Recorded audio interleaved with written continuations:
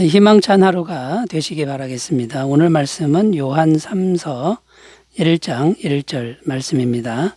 장로인 나는 사랑하는 가이오 곧 내가 참으로 사랑하는 자에게 편지하노라. 아멘.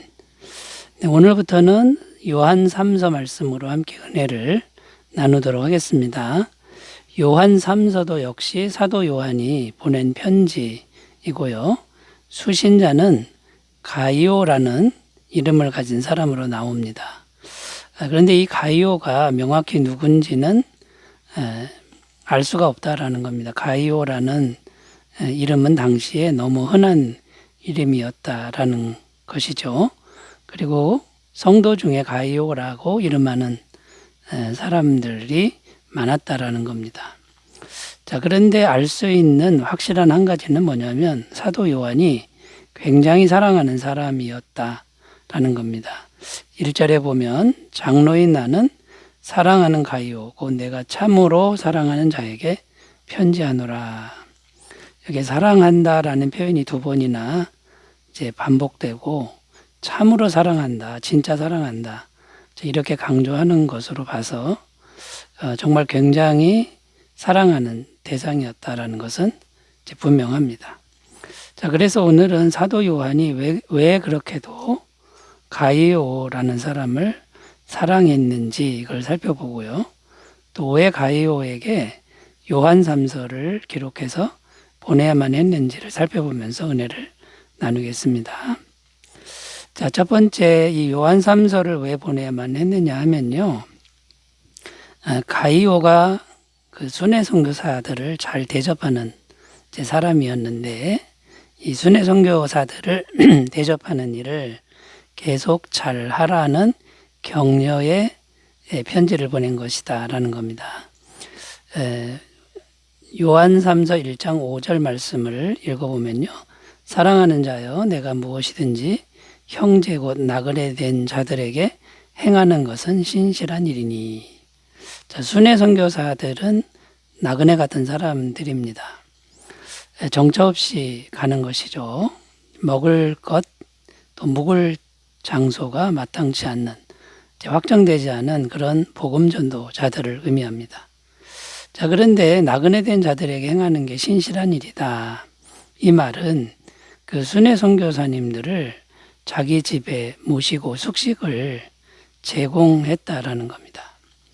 자, 그때 당시에 이런 순회 선교사들의 숙식을 제공하는 이런 일은 참으로 아름다운 미덕으로 일컬어지는 그런 일이었다라는 건데 이 가이오라는 사람이 이런 미덕을 잘 실천하던 사람이었다라는 겁니다.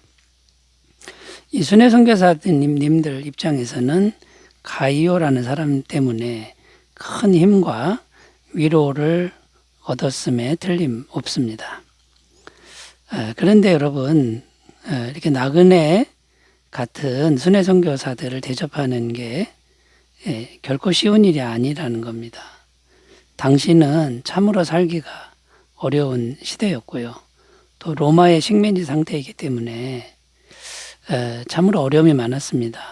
복음 전하는 사람들을 좋아하지 않았고 자칫하면 잡혀가서 고문을 당할 수도 있는 그런 시대적 상황이었다라는 것이죠. 그런데 이 가이오가 이런 순회 선교사들을 대접하는 일을 잘했기 때문에 교회 안에서도 가이오를 칭찬하고 인정하는 그런 분위기였다라고 성경은 증언합니다. 요한 3서 1장 6절을 읽겠습니다. 그들이 교회 앞에서 너의 사랑을 증언하였느니라. 내가 하나님께 합당하게 그들을 전송하면 좋으리로다. 자, 그러니까 이 순회 선교사들을 대접하는 이런 일을 계속해 왔는데 그냥 해도 결코 쉬운 일이 아닌데 근데 문제가 뭐냐면 그때 이 선행, 가이오의 선행을 하지 못하게 가로막는 그런 대적자가 있었다라는 것이죠. 요한 3서에 보면 그 이름이 디오드레베라는 사람으로 나오고 있습니다.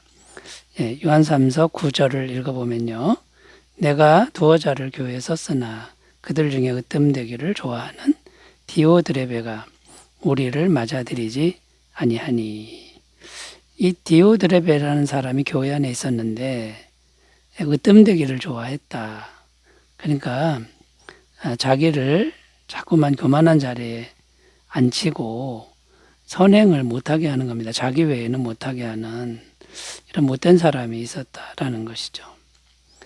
그다음 그 사람이 한 악한 일이 이제 성경에 기록되어 있는데 10절 요한 3서 1장 10절에 보면 그러므로 내가 가면 그 행한 일을 잊지 아니하리라. 그가 악한 말로 우리를 비방하고도 오히려 부족하여 형제들을 맞아들이지도 아니하고 맞아들이고자 하는 자를 금하여 교회에서 내쫓는도다.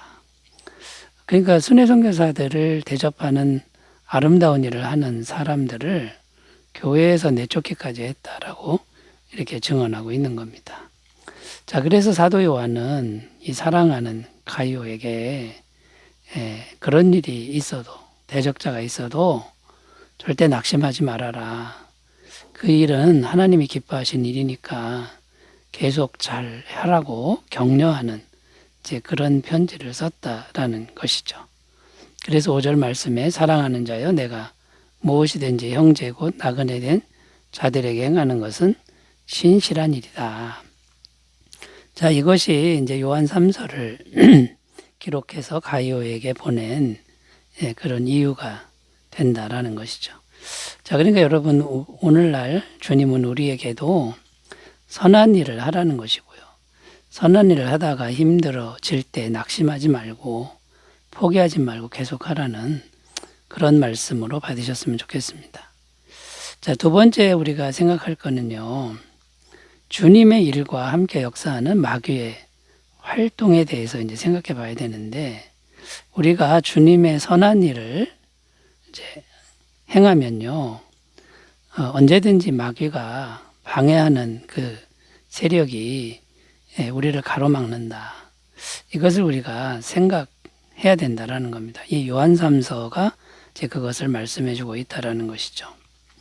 자, 가이오라는 선한 사람을 대적하는 이제 디오드레베를 보면서 우리가 생각할 게 뭐냐면 주님의 일을 함께 하는 사람들에게 마귀의 역사도 있다. 이것을 우리가 생각해야 된다라는 거죠.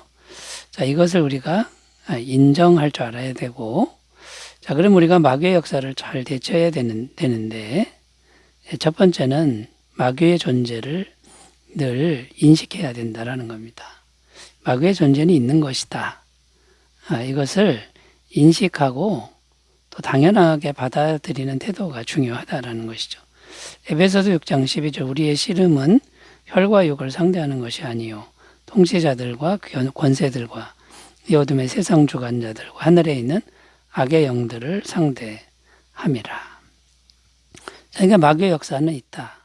자, 두 번째 생각할 게 뭐냐면 이 마귀의 역사는 사람을 통해서 온다라는 겁니다. 하나님의 일, 선한 일도 사람을 통해서 행해지듯이 마귀의 역사도 사람을 통해서 온다라는 거죠. 고린도전서 2장 14절 육에 속한 사람은 하나님의 성령의 일들을 받지 아니하나니 이는 그것들이 그에게는 어리석게 보임이요 또 그는 그것들을 알 수도 없나니 그러한 일은 영적으로 분별되기 때문이라. 자, 하나님 알지 못한 육에 속한 사람들은 이 하나님의 일을 본질적으로 회방하고 싶은 욕구가 생긴다라는 겁니다. 그래서 마귀가 그 사람들을 통해서 역사하는 것이죠.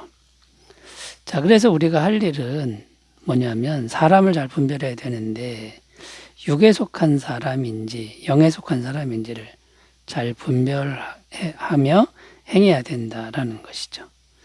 자, 또 그리고 우리가 분명히 인식해야 할 것은 성도인 우리 안에도 죄의 세력이 여전히 있다라는 겁니다. 자칫하면 우리도 마귀의 도구로 쓰임받을 때가 있을 수 있다. 이걸 잘 생각해야 되겠죠. 자, 그래서 우리 안에 있는 이 죄의 세력을 늘 인식하면서 하나님께 늘 겸손히 기도하는 태도로 날마다 묻고 또 선을 행할 때 낙심하지 않고 행하는 이제 그런 모습이 필요하다라는 것이죠. 갈라디아서 6장 9절입니다. 우리가 선을 행하되 낙심하지 말지니 포기하지 아니하면 때가 이름에 거두리라. 자, 여러분, 우리를 방해하는 세력이 내 안에도 있고, 그 다음에 나의 바깥에 육에 속한 사람도 있습니다만 선행을 계속하시고 낙심하지 않는 삶으로 나아가셨으면 좋겠습니다. 자, 우리가 이제 여기서 세 번째 이제 또 주제를 생각해 봐야 되는데요. 요한 3서를 바라보면서 생각해야 될 건 뭐냐면요. 이 순회 선교사들을 대접하는 이런 선행의 영적 의미에 대해서 우리가 생각해 보는 것이 필요하다라는 겁니다. 자, 가이오가 하는 선행, 정말 그 자체라도 착한 일이죠. 그런데 깊은 영적인 이제 의미가 있는데 이걸 잘 설명해 주는 구절이 8절입니다. 8절 읽으면요. 그러므로 우리가 이 같은 자들을 영접하는 것이 마땅하니 이는 우리로 진리를 위하여 함께 일하는 자가 되게 하려 함이라. 자, 여기 보면 영적인 의미가 나오는데 진리를 위하여 함께 일하는 자가 되게 하려 함이라. 자, 진리를 위하여 함께 일한다. 곧 복음의 진리를 의미하는 거고요. 복음 전하는 사람을 대접하는 것이 복음 전하는 것과 함께 일하는 것과 같다. 그리고 하나님의 나라를 전파하는 그 일에 함께하는 것과 같다라는 아주 중요한 의미가 있다라는 겁니다.